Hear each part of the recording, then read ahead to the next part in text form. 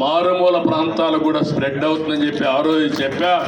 ఆ విషయం చాలా మంది మర్చిపోయి అనేక విధాలుగా మాట్లాడే పరిస్థితికి వచ్చారు. ఈరోజు ఒక ఉదాహరణ చెబుతున్నాను మీ అందరికీ. తెలంగాణ ఆంధ్రప్రదేశ్ రాష్ట్రాలు 2 రాష్ట్రాలుగా విడిపోయాం. విడిపోయిన తర్వాత 10 సంవత్సరాల సుదీర్ఘ పరిపాలన 2 రాష్ట్రాల్లో జరిగింది. అనేక రాజకీయ మార్పులు చేర్పులు కూడా వచ్చాయి.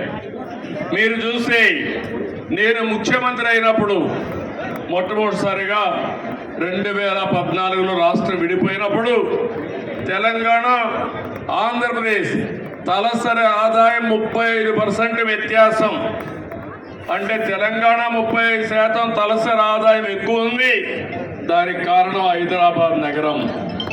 అయితే నేను బాగా కష్టపడి 2019 నుంచి 24 వరకు కష్టపడితే 14 నుంచి 19 వరకు కష్టపడితే ఆ వ్యత్యాసాన్ని 27.5%కి తగ్గించాను.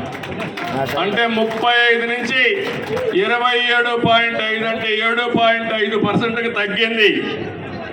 మళ్ళా ప్రభుత్వం వచ్చింది, విధ్వంస ప్రభుత్వం వచ్చింది. 5 ఏళ్ళు ఇష్టానుసారంగా చేశారు. ఈరోజు ఎంతవరకు పోయిందంటే 44% పెరిగిపోయింది. అంటే మీరందరూ గుర్తుపెట్టుకోవాలి, ఉండే వాళ్ళందరూ కూడా, విభజన వల్ల జరిగిన నష్టం కంటే పాలన వల్ల 5 సంవత్సరాలు అక్కడ నష్టం జరిగే పరిస్థితి వచ్చింది. అదే ఈసారి రాకపోయింటే తెలంగాణకు ఆంధ్ర రాష్ట్రానికి 100% వ్యత్యాసం వచ్చేసేది. కానీ ఒకటే నేను కోరుకుంటున్నా, తెలంగాణ ఒక స్థాయికి వచ్చింది.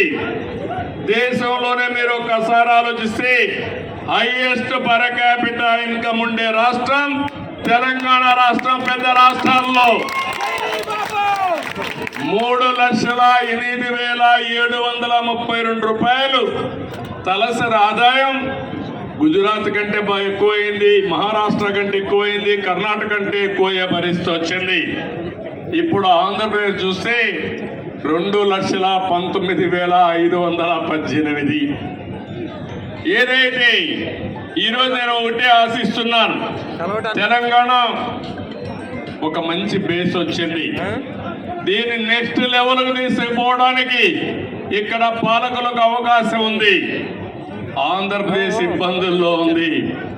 కానీ నేను ఒకటే చెప్పాను, ఇబ్బందులు అధిగమించి మళ్ళీ ఆంధ్రప్రదేశ్ కూడా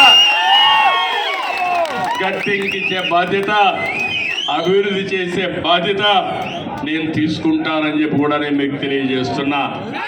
నా ఆలోచన ఒకటే, ఒక విషయం మీరందరూ గుర్తుపెట్టుకోవాలి. నేను పదే చెప్తున్నాను, కొంతమందికి నమ్మకాలు ఉండవు.